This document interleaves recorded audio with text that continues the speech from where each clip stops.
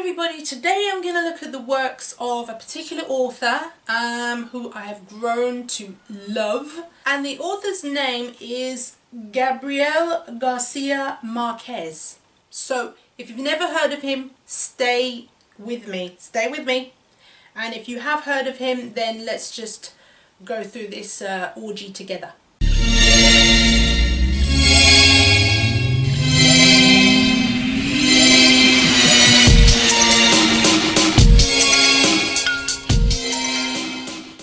So today I'm going to have a look at a couple of books by the author Gabriel Garcia Marquez. The reason why I'm doing this is because something happened and that I followed through, and I think that you should do the same. Now, my first draft of my novel that I'm writing at the minute, I sent to an editing company called Bubble Cow. They're very good. I always send my first draft to them, always. They do a line edit as well as give you your feedback.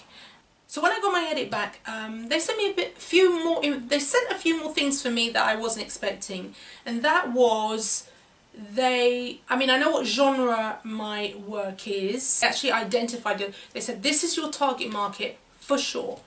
The other thing they did was put my whole novel in one sentence. Now, if you write a script, if you're into film, you write a script and stuff like that, you know, you have to put, you know, if you go on IMDb and you look up movies, that whole movie is summed up in one sentence, and that's one of the hardest things to do. And they just did it. They just put the whole thing in one sentence. And I couldn't believe it. I was stunned. I was like, some people, maybe they could just do it, but I can't. That would take me 3 months to do. And the other thing that they did was kind of tell me who I wrote like, and I was really like, wow. So I haven't read all the authors, the authors listed that they said that I kind of reminded them of these kind of authors, but I'm just going to go through them one at a time. So the first author that they put down was in fact Gabriel Garcia Marquez, who at this point I'd never heard of. I never heard of him, and I was like, okay, alright, let me just go out and get these books. So I did. The first thing that pissed me off about this guy, Gabriel Garcia Marquez, is that he is no longer with us. And I get really upset when I read writers' work and they're no longer with us. It's like you can't send them an email, you know, telling them how amazing they are. You can't follow them around, you know, because they're not here with us. So it's really sad, but I was kind of really disappointed and a little bit peeved about it. Just like when I read Octavia Butler's work, you know, you read a book and you think, who the hell is this person? And you look them up and they passed away. So I was really angry about Octavia Butler passing away. And so when this happened, I did it kind of like with a bit of anticipation. Oh, please don't have this person pass away. And it happened. So anyway, I bought 3 of his books, one after the other, by the way, because his stuff is that good. So the first one I bought was this little one here. I don't know if it's a novella. It's 122 words. I guess because he's so famous, he could write a novella. And it's published by Penguin, as you can see. This one is called Chronicle of a Death Foretold. It's an amazing story about a guy who lives in this town, and most of the people know on this day he's going to die, because some people are after him, and it's about his movements on that day, not knowing that he's going to die, but other people, kind of a lot of the town know he's going to die. The next book that I read was called Love in the Time of Cholera. Now this is a book about being obsessed with love, and it's about 2 young people who kind of fell in love, you know, that whole teenage romance thing. They fell in love, and their correspondence, because this isn't set now, this is kind of set early 20th century kind of thing, 18th century, whatever. Like, I don't really forget it. But anyway, but it's not set now, it's set back in the olden days. And so, you know, love in those times was expressed through letters. This love was expressed through letters, and it was very intense, but it didn't work out. And the girl ended up moving on and being with somebody else. But this guy never marries, and he's obsessed with her.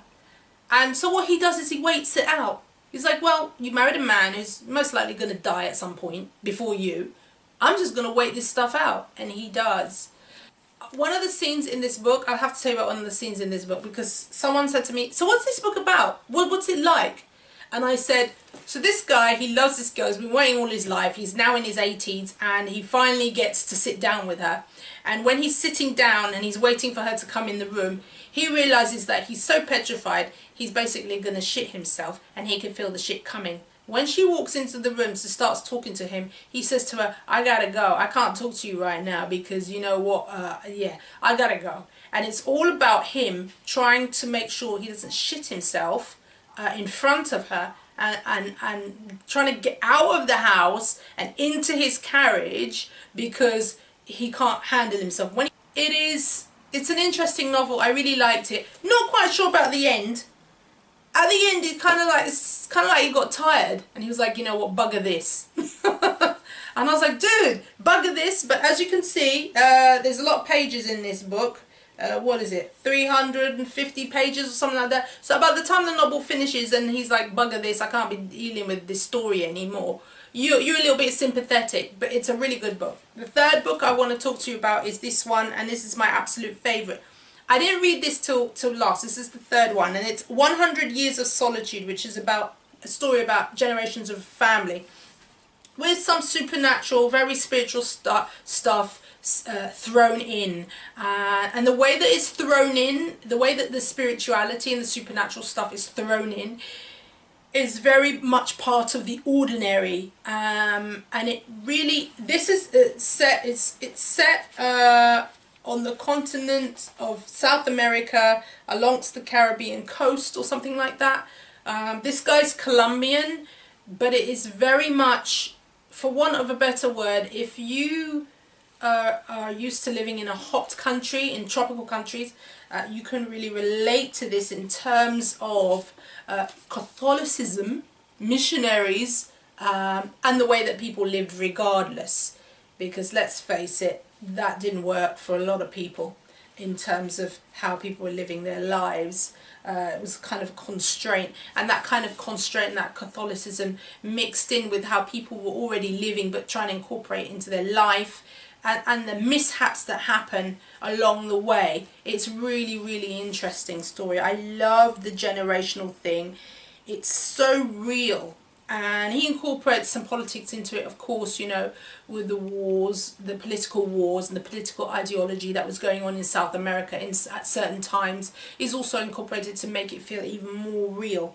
So I have to say, this is one of the best books that I've read, and I finished it. It's a kind of book that you keep and you read again and again, and I think it's a real honour when somebody says to you, you write like this person or that person, and if any editor takes the time out to write and tell you this, please buy, whichever writer it is, buy the works of those writers, and read them, because I think that this is it's helped me a lot, and it kind of makes me understand who I am, where I'm going, because as a writer you have to find your voice, and sometimes you know your voice but it's not solidified for you, and somebody can solidify it for you and say, you remind me of this writer and that writer, then you know where your work is going, and it gives you more confidence to keep on going because you know you're on the right track.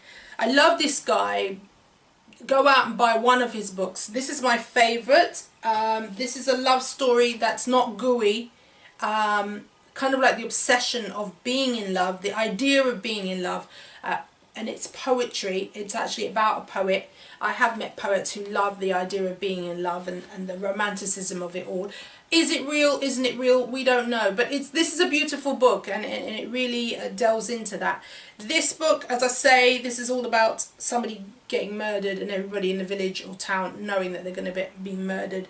It was a nice introduction to Gabriel Garcia Marquez. Amazing writer, amazing man. If you like this review and you want more, then make sure you subscribe and click the notification button to make sure that you get notifications when I upload. Thanks for this. I really enjoyed making this. This is my first kind of review on 3 books, and I hope it worked for you. Don't forget this guy. I'm not being sponsored, but I love his work, and that's what I'll do when I'm reviewing books. Thank you. Bye.